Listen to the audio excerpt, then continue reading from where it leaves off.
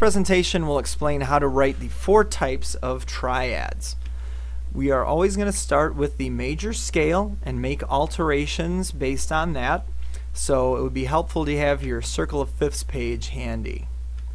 Remember that in a major scale, all the intervals starting from do are either major or perfect.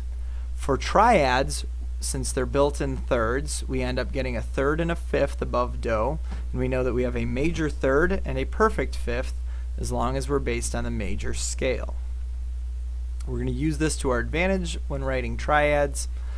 Again, to do a major chord, we're just going to use the major triad starting with do.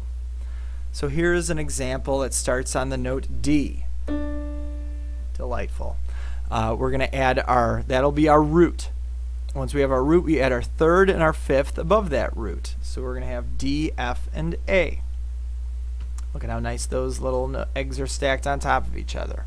Next, we're going to apply the root key signature for major. So we know that D major has F sharp and C sharp.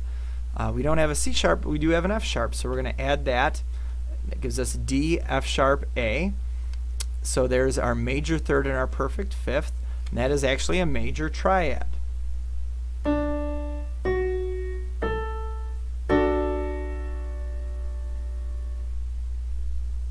The symbols that we use when we're writing major symbols are either just plain old D with nothing after it, or D-M-A-J, D major.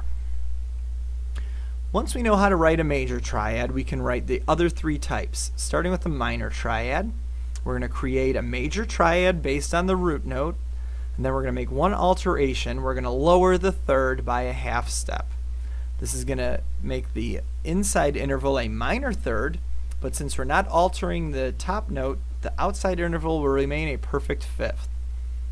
If we use the same example, we're starting on D.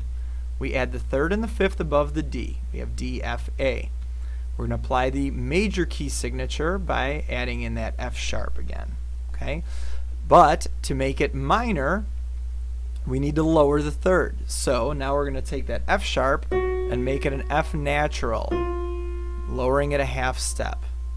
And that will give us a minor third and a perfect fifth. So here's what a D minor triad sounds like.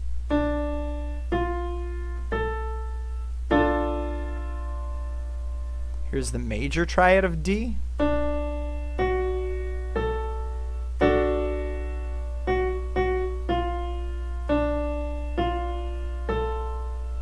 So there's the difference in sound. For D minor, it's easiest to write just D lowercase m.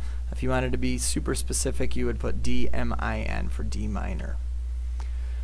Next up is a diminished triad. We're going to start again by creating a major triad, and we're going to make 2 alterations this time. We're going to lower the third and we're going to lower the fifth by half steps. That makes the outside interval a diminished fifth or a tritone. Let's start with the given note C as our root. We're going to add the third and the fifth above that. We're going to apply the root key signature for major, C major, which is no sharps, no flats. So we don't do anything to that. And now we've got a C major triad. To make it diminished, we're going to lower the third and the fifth. The E natural is going to become E flat, and the G natural is going to become G flat. And that gives us our C diminished triad, C, E flat, G flat.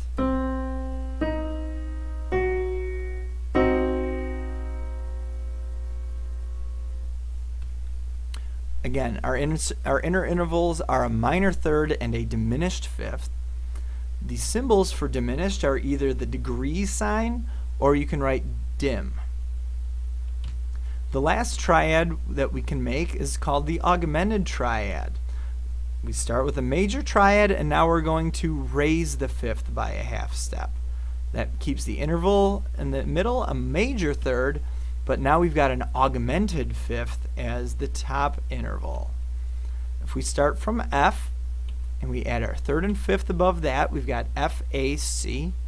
We're going to apply the key signature, which would include B flat, so we don't need to make any changes to those notes. We've got an F major triad, F, A, C.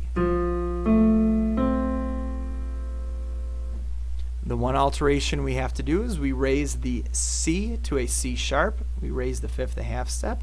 And now we've got an F augmented triad. F, A, C sharp.